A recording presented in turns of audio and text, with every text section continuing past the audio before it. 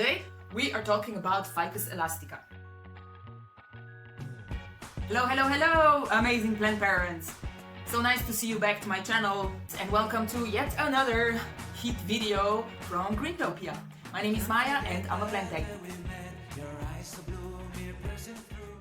In this video we're gonna learn amazing facts how easy it is to grow a Ficus elastica from a cutting. In case you are not completely sure which type of ficus is the elastica one, because we all know there are many different varieties, such for example this one, it's a variegated version of Ficus benjamina. This one here in the background, it's another, basically the basic version of Ficus benjamina.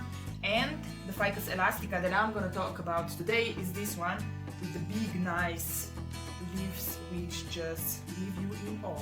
Isn't that right? Sometimes if you have this crazy growth, you can get either rid of this growth if it doesn't suit your space, or if you are a new owner, or if you are a plant parent that don't have this species at home, you can ask your friends to have a cutting.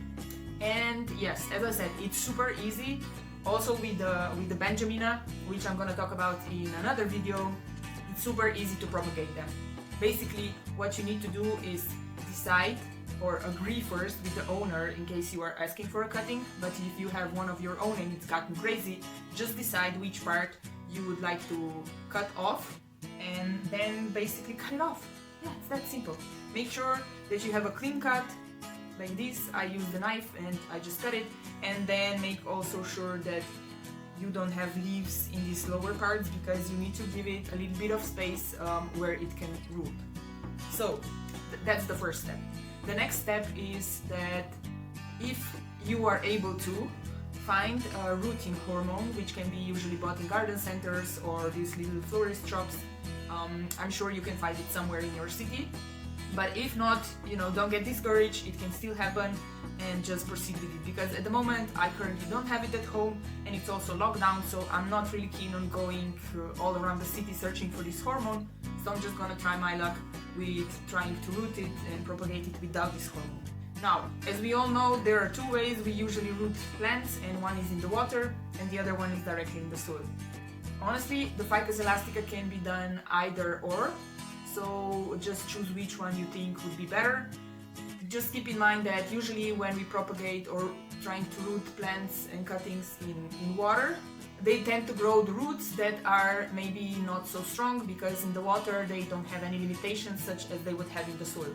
I decided that I will try to root it directly in the soil, and let's see how that goes. So basically, as I mentioned before, a clean cut.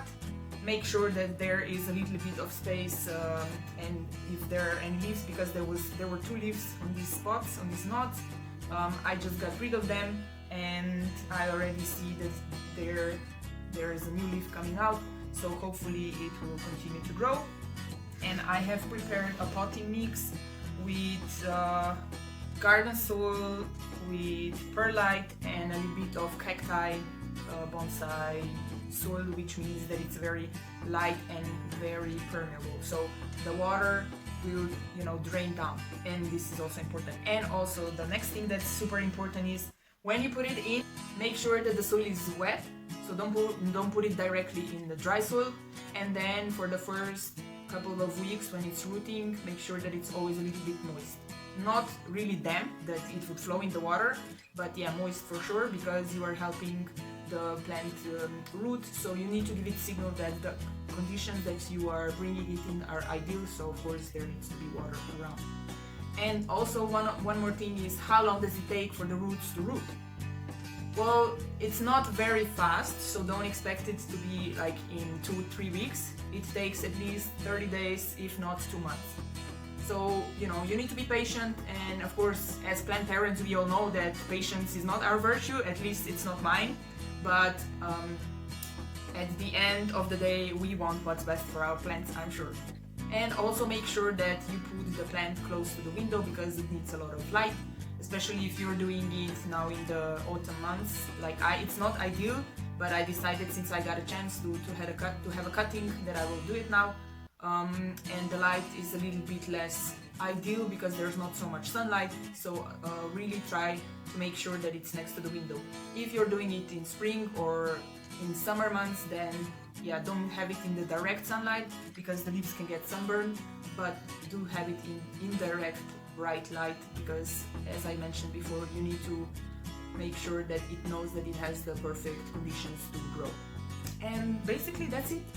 Just as I said, make sure either if you're putting it in the water or soil that it's moist and that it has enough light, and then good luck.